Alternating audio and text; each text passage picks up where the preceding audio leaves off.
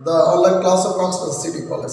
Dear students and viewers, take my salam and cordial love. Because of COVID-19, the world being postponed and all of the educational institutions of Bangladesh have been also postponed. So, we are also going to start our online works for our students.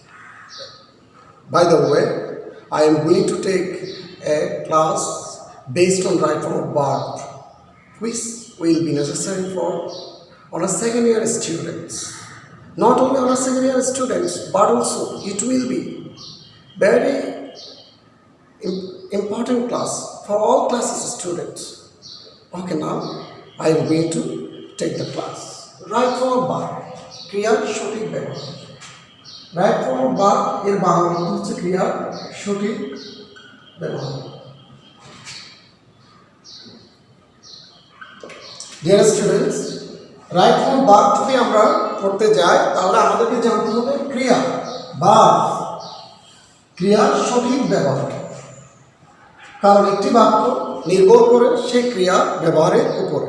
তো আমরা ক্রিয়া কিভাবে ব্যবহার করবো সেটা আমরা জেনে নিই। আচ্ছা, রোল 1 প্রথম নিয়মটা আমি ডিসকাস করতেছি। একটি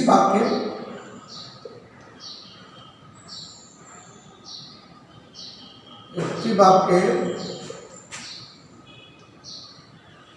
হেড ওয়ার্ড এর উপর নির্ভর করে ভার্ব ব্যবহৃত হয়।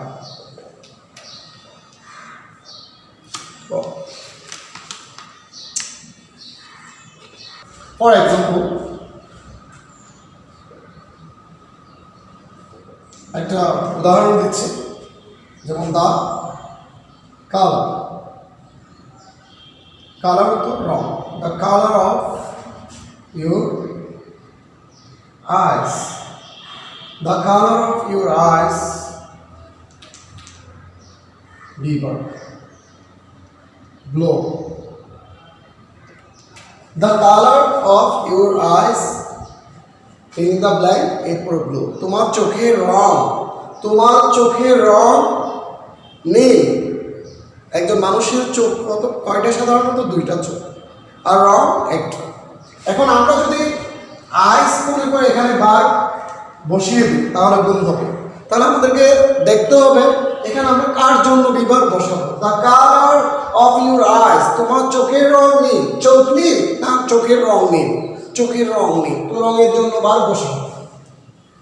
যত রকম ম্যাটেরিয়ালস নাউন আছে, ওয়াটার, গোল্ড, কালার, এগুলোর জন্য সাধারণত সিঙ্গুলার ভার্ব ব্যবহৃত হয়। সো আমরা এখানে আইসের জন্য ভার্ব না বসিয়ে আমরা কালারের জন্য ভার্ব বসাবো। সো আমাদেরকে এখানে ভার্বটা বসাতে হবে, সেটা হচ্ছে আমাদের যে ভার্বটা বসাতে হবে সেটা কালারের জন্য আমাদের টু বি ভার্ব হবে ইজ। আর চোখের জন্য যদি আমরা বসাতাম তাহলে ভার্ব হতো are. Back to the another example. Another এক্সাম্পলটা হচ্ছে the eyes of the eyes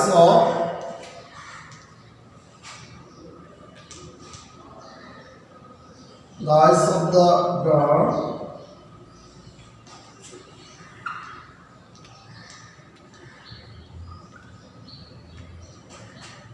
blue.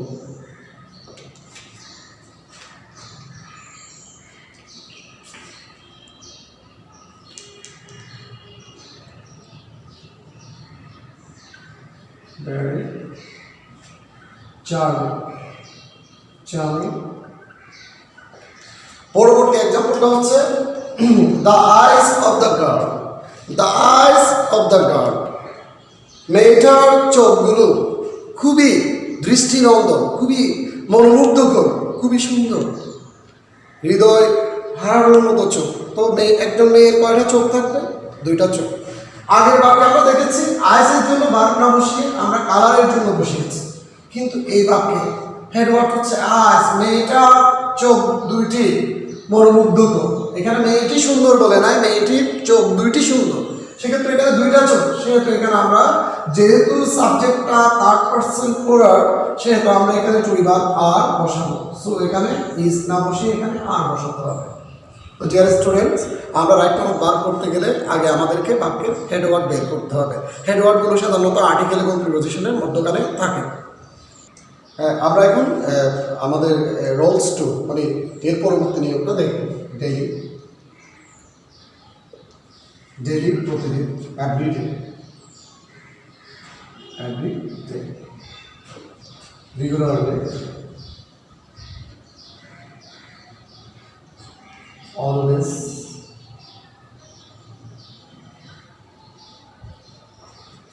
sometimes,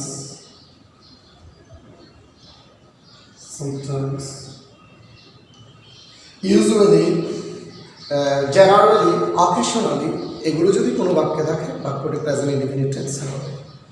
সাধারণত, ইত্যাদি যদি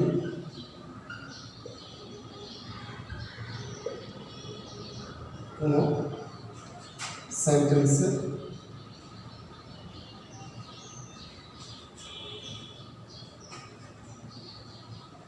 থাকলে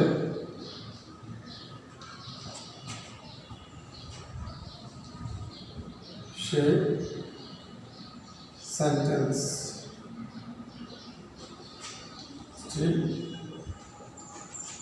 প্রেজেন্ট indefinite tense হবে। Present indefinite tense হবে। ওকে, এক্সাম্পল আমরা এক্সাম্পলে চলে যাব।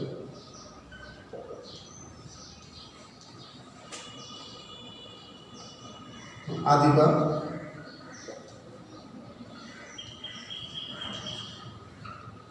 take the class daily. Dear students, এই যে উদাহরণটা Adiba take the class daily, তো বাক্যের শেষে আমরা কি দেখলাম? ডেইলি।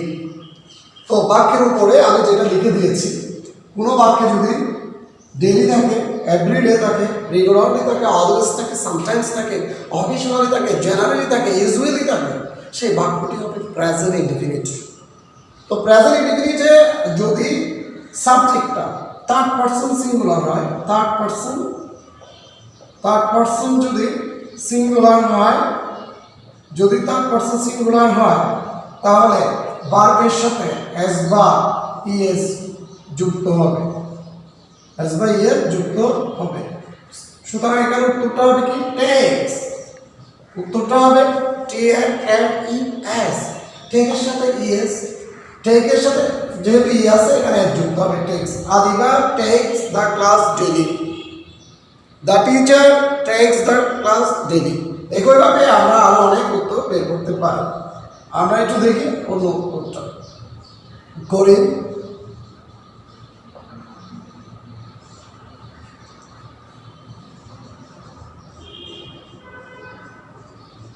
স্কুল রেগুলার,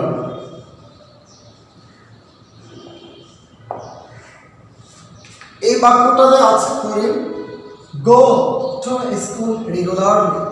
আমরা আগেই বলেছি কোনো বাক্যে যদি ডেইলি, এভরিডে, রেগুলারলি যদি থাকে, তো এখানে বাক্যের মধ্যে রেগুলারলি দেওয়া আছে, সেহেতু বাক্যটা প্রেজেন্ট ইনডিফিনিট টেন্সে হবে। তো প্রেজেন্ট ইনডিফিনিট টেন্সে যদি সাবজেক্টটা থার্ড পারসন সিঙ্গুলার হয়, ভার্বের সাথে এস বাই এস হবে। যেহেতু এখানে গ আছে, এখানে গো এর সাথে আমরা কি দিব? গোস। সো এভাবে আমরা রাইট ফর্ম ভার্ব করব। ওকে, আমরা পরবর্তী উদাহরণে চলে যাই। নাও at this moment, now at this moment, এই দুইটা শব্দ যদি নাও at this moment যদি আমরা কোনো বাক্যে দেখি, তাহলে সেই বাক্যটি অবশ্যই প্রেজেন্ট কন্টিনিউয়াস টেন্স হবে। নাও at this moment, that moment, এইগুলো যদি কোনো বাক্যে থাকে অ্যাট দ্যাট টাইম, এগুলো থাকলে প্রেজেন্ট কন্টিনিউয়াস টেন্স হবে।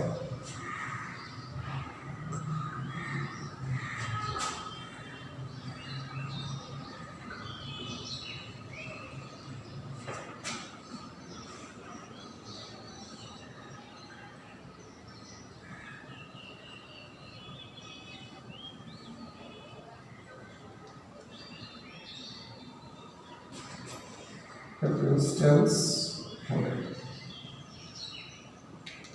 যেমন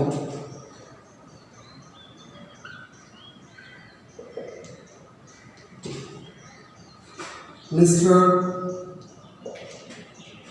আশরাফ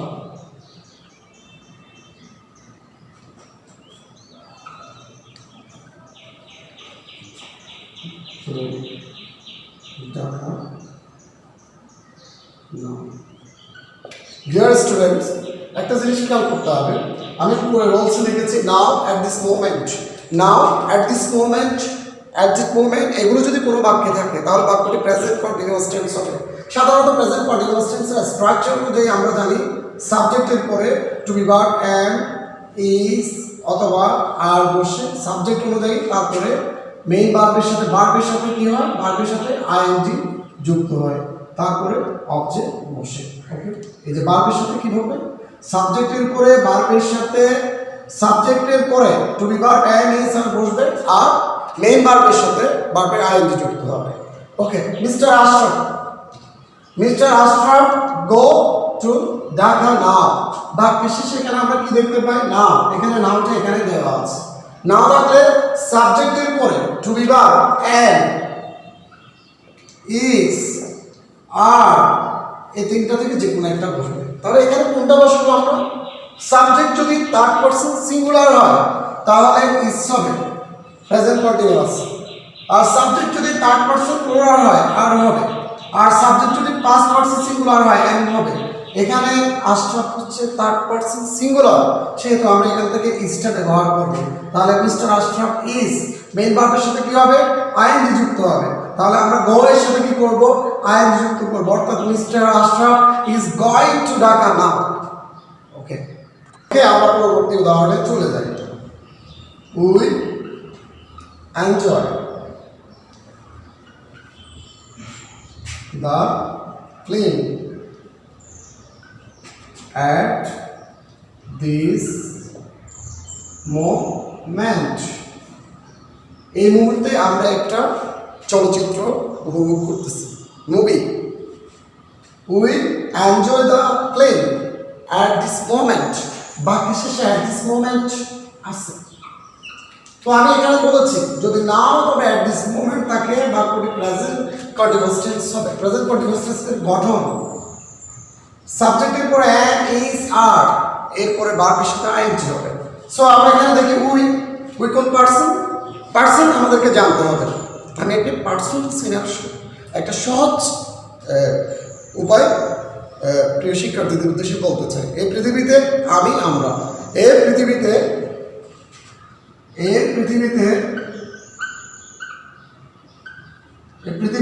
আমি,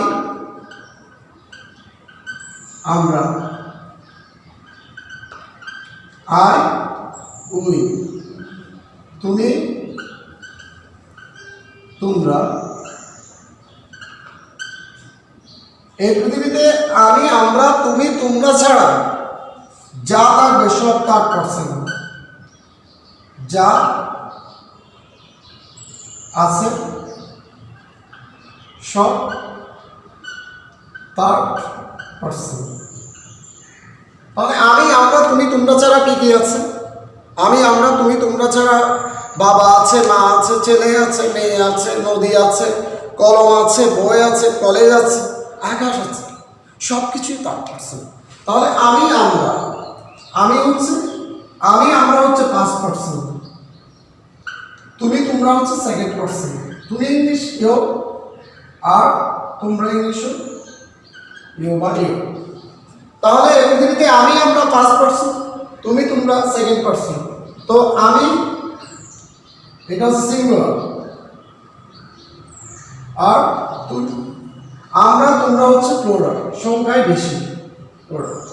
তো আমাদেরকে এখানে কেউ রাখতে হবে সাবজেক্ট কোন পার্সন আমি আমরা তাহলে কি ফার্স্ট পার্সন প্লুরাল আমি আগেই বলেছিলাম সাবজেক্ট যদি ফার্স্ট পার্সন সিঙ্গুলার হয় টু বি ব্যবহার করবে এন্ড আর যদি প্লুরাল হয় তাহলে হবে আর তাহলে এখানে এর পরে আমরা টু বি ভার্ব কি বসাবো আর বসাবো আর মেইন ভার্ব কি আছে এনজয় উপভোগ করা তাই এনজয় এর সাথে আমরা কি করব প্রিয় ভিউয়ার্স অবশ্যই আমরা টু বি ভার্ব আর এর পরে ভার্বটাকে কি করব আইএনজি যুক্ত করব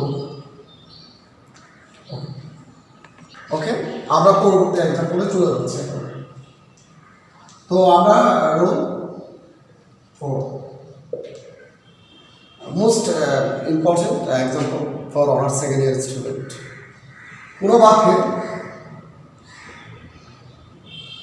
কোনো বাক্যে যদি just already lately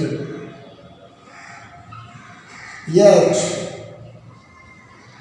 recently কোনো বাক্যে যদি just already lately yet recently থাকে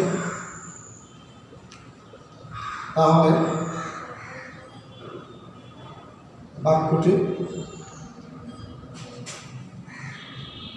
প্রেজেন্ট পারফেক্ট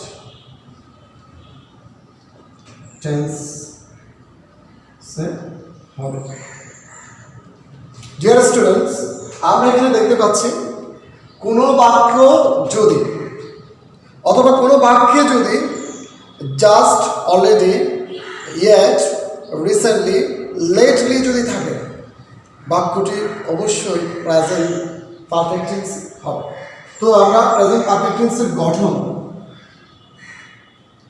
প্রেজেন্ট পারফেক্ট টেন্সের গঠনটা আমরা একটু দেখে নিই প্রেজেন্ট পারফেক্ট টেন্সের গঠন অনুযায়ী সাবজেক্ট সাবজেক্টের পরে হ্যাজ যদি তার পার্সন সিঙ্গুলার হয় সাবজেক্ট যদি তার পার্সন সিঙ্গুলার হয় তাহলে হ্যাজ বসবে আর বাকি সবার জন্য হ্যাজ বসবে হ্যাজ কার জন্য বসবে সাবজেক্ট যদি third person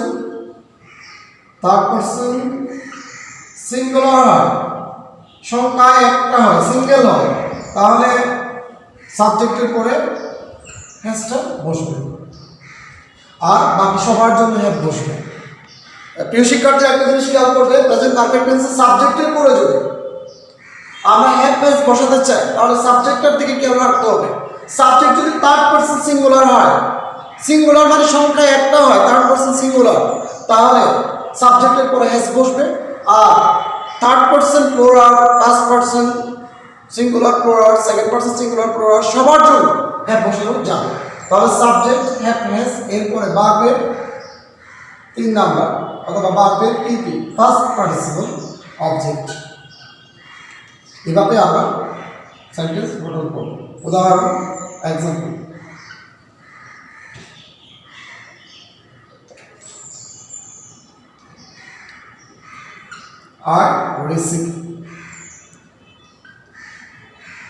I received your letter recently. আমরা একেবারে ক্লাস 6, 4 তারপর 7, 8, 9, 10 ইন্টারমিডিয়েট অনার্সে আমরা লেটার লেখার সময় এই বাক্যটা সাধারণত আমরা পড়ে থাকি I received your letter recently. আমি সম্প্রতি এখনই তোমার চিঠিটা গ্রহণ করেছি পেয়েছি তাহলে যদি কোনো বাক্য যদি রিসেন্টলি থাকে আমি এখানে রিসেন্টলিটা দিয়েছি ইয়েট থাকে লেটলি থাকে অলরেডি থাকে জাস্ট থাকে তাহলে বাক্যটা প্রেজেন্ট পারফেক্ট টেন্স হবে তাহলে প্রেজেন্ট পারফেক্ট টেন্সের স্ট্রাকচার হচ্ছে সাবজেক্টের পরে হ্যাভ অথবা হ্যাজ বসবে তো আই কোন পার্সন আমি একটা কবিতা বলেছিলাম এর আগে পার্সনে এই পৃথিবীতে আমি আমরা তুমি তোমরা ছাড়া সব থার্ড পার্সন তাহলে আমি বলেছি প্রেজেন্ট পারফেক্ট টেন্সের থার্ড পার্সন সিঙ্গুলার ছাড়া সবার জন্য হ্যাভ বসবে তাহলে এটা ফার্স্ট পার্সন তাহলে এখানে হ্যাভ হবে এরপরে আমরা যে মেইন ভার্ব রিসিভ সেটাকে আমরা কি করব ফার্স্ট পার্টিসিপলে নিয়ে যাব তাহলে receive RECEIVED received, I have received your letter recently হবে। ওকে, আমরা পরবর্তী এক্সাম্পলে চলে যাই। পরবর্তী এক্সাম্পল হচ্ছে Tania. Tania already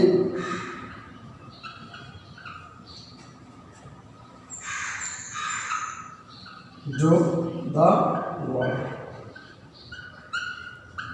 Dear students, এই বাক্যে খেয়াল রাখতে হবে তানিয়া অলরেডি। বাক্যে যদি অলরেডি থাকে, আমি এখানে বলে দিয়েছি শুরুতে অলরেডি থাকলে প্রেজেন্ট পারফেক্ট টেন্স হবে। তানিয়া কোন পারসন? Tania third person. এই পৃথিবীতে আমি, আমরা, তুমি, তোমরা ছাড়া সব থার্ড পারসন। তো তানিয়া আমি, আমরা, তুমি, তোমরার বাইরে সংখ্যায় কয়জন? একজন। তো তানিয়া যদি সংখ্যায় একজন হয়, থার্ড পারসন সিঙ্গুলার হয়, তানিয়ার জন্য টু ভার্ব কি হবে? হ্যাজ। একটা জিনিস খেয়াল রাখতে হবে, জাস্ট অলরেডি এই দুইটার ক্ষেত্রে আমরা টু ভার্বটা আগে বসাবো। তাহলে এটা কিভাবে বুঝে লিখতে হবে? আমরা সাধারণত দেখি তানিয়া হ্যাজ টু ভার্বটা এই ভার্বের আগে বসবে। তানিয়া হ্যাজ অলরেডি, এরপরে ভার্বের পিপি ডো, ডিড, ডান। তাহলে এখানে ডোটা কি হবে? Done. Tania has already done the work.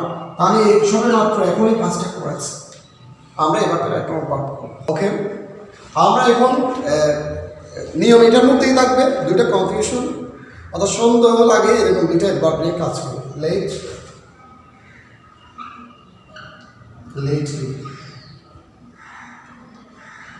কিছুক্ষণ আগে আমি বাক্যে বলেছি কোনো বাক্যে লেটলি থাকলে প্রেজেন্ট পারফেক্ট টেন্স হবে। তাহলে লেট কোন টেন্স হবে সেটা আমাদেরকে জানতে হবে। আমরা সাধারণত কোনো একটা স্টুডেন্ট দেরি করে আসলে তাকে আমরা বলি তুমি লেটলি আসছো কেন, কিন্তু এটা স্লিপ অফ টাং। আমরা কিন্তু সেটা ভুল করি একবার ব্যবহারে। আমাদেরকে বলতে হবে তুমি প্রতিদিন লেট করে আসো, দেরি করে আসো।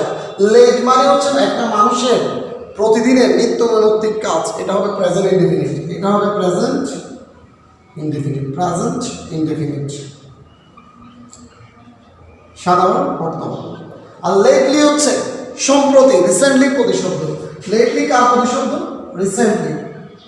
তাহলে ডিয়ার ভিউয়ার্স খেয়াল রাখবে, লেট এবং লেটলির পার্থক্য হচ্ছে লেট মানে দেরি করে আসে, লেট মানে দেরি করে আসে, আর লেটলি মানে হচ্ছে কি সম্প্রতি আসা, এই মাত্র আসা। তাহলে এটা হচ্ছে রিসেন্টলি, জাস্ট, অলরেডি, এর আগে যে এক্সাম্পল দিয়েছি এইটা প্রতিশব্দ।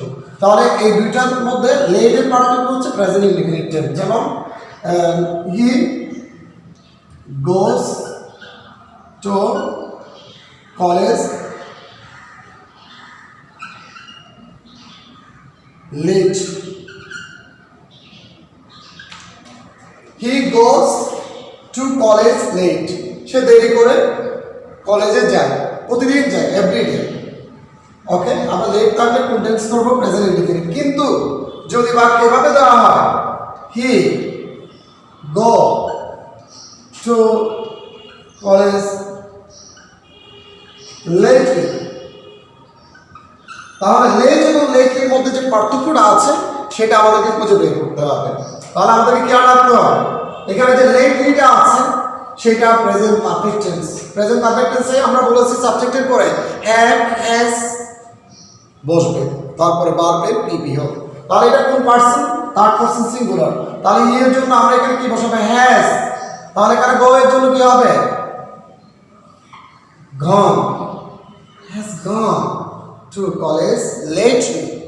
সুতরাং আমরা এখন বুঝতে পারছি লেট এবং লেটলির পার্থক্য। আগামীতে আমরা লেট এবং লেটলি ব্যবহারে খুবই সতর্ক থাকবো। ডিয়ার ভিউয়ার্স, আমরা একটু রোল 5-এ চলে যাব। একটা গুরুত্বপূর্ণ নিয়ম, অনার্স কম্পালসারি ক্লাসের জন্য বিসিএস থেকে শুরু করে সব চাকরি পরীক্ষায় এই রুলটা খুবই কমন আসে পরীক্ষায়। তো আমরা একটু দেখি। Make dear let me but see what notice here. এখানে make dear let me but see what notice here. Let আরেকটা ওয়ার্ড আছে let। উপরে উল্লেখিত এই সকল ভার্বগুলো যদি কোনো বাক্যে থাকে তো বাক্যের পর অবজেক্ট থাকবে, অবজেক্টের পরে যদি কোনো ভার্বের সাথে ইনফিনিটিভ টু প্লাস ভার্বের বেস ফর্ম থাকে আমরা ইনফিনিটিভটা তুলে ফেলব, অর্থাৎ ভার্বের বেস ফর্ম বসবে। সুতরাং মনে রাখতে হবে make dare let need bid see watch notice hear let এইসব ভার্বের পরবর্তী পরের ভার্বটা পরের ভার্ব আগে টু বসে না, বরং ভার্বের বেস ফর্ম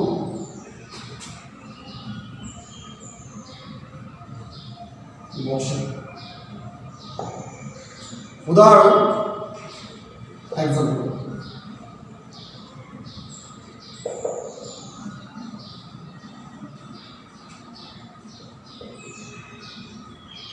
I saw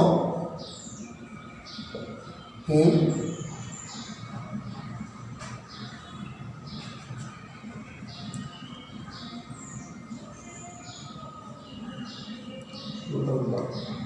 আমি তাকে কাজটি করতে দেখেছিলাম। সাবজেক্টের পরে এখানে কি আছে? সি। সি এর ফার্স্ট ফর্ম স আছে, সুতরাং সি এর ফার্স্ট ফর্ম হতে পারে, কিন্তু সি তো এখানে দেওয়া আছে। তাহলে আমরা এরপরে যেমন আই লাইক হিম,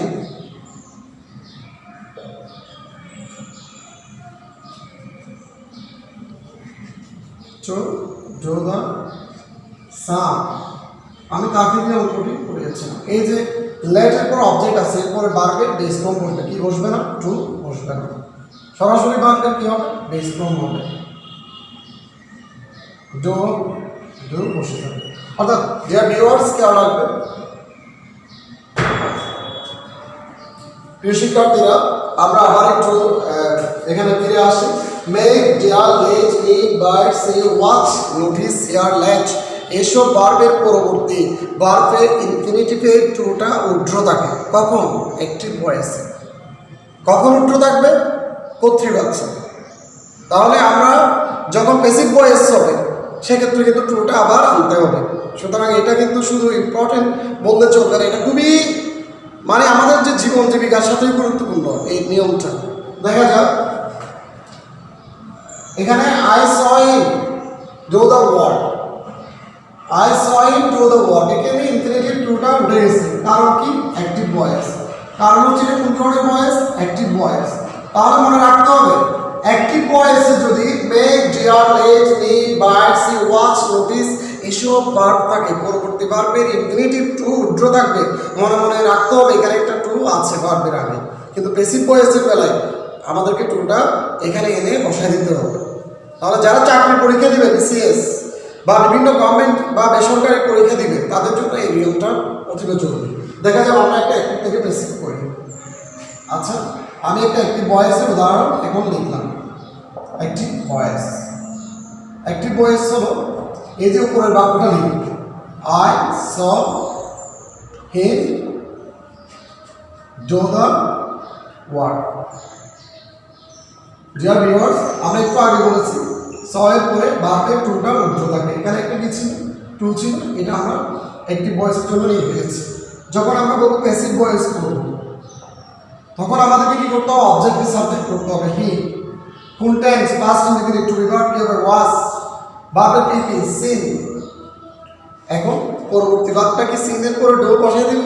হবে না। তখন আমাদেরকে এই যে আমরা টুটা কেটে দিয়েছিলাম, না বসিয়ে ঊর্ধ্ব করেছিলাম, সেটা আমাদেরকে এখানে আনতে হবে। অর্থাৎ অ্যাক্টিভ ভয়েসে টু না থাকলেও প্যাসিভ ভয়েসে আমাদেরকে টু বসিয়ে পরবর্তী ভার্বটা বসাতে হবে।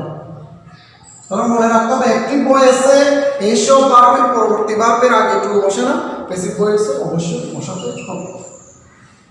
Thank you. প্রিয় শিক্ষার্থীরা এবং যারা আমার ক্লাস কি মনোযোগ দিয়ে দেখবে, তাদের উদ্দেশ্যে আমি বলছি অ্যাক্টিভ ভয়েসে আমরা এই যে ডিয়ার, লেট, মেক এইসব ভার্বের পরবর্তীতে আমরা অ্যাক্টিভ ভয়েসে টু বসাবো না, প্যাসিভ ভয়েসে আমরা পরবর্তী ভার্বে কি বসাবো? ভার্ব ওয়ান বা টু। দ্বিতীয় ভার্বের ক্ষেত্রে আমাদেরকে ইনফিনিটিভ করতে হবে। আর এখানে বাই নেই, সেটা আমরা না দিলেও চলবে, দিলেও চলবে। কারণ আমরা জানি যে প্যাসিভ ভয়েসের ক্ষেত্রে বাই এর পরবর্তী সাবজেক্ট অবজেক্টের কোনো কাজ নাই। তাহলে এখানে কি হবে? মি, আমার দ্বারা করা হয়েছে সেটা।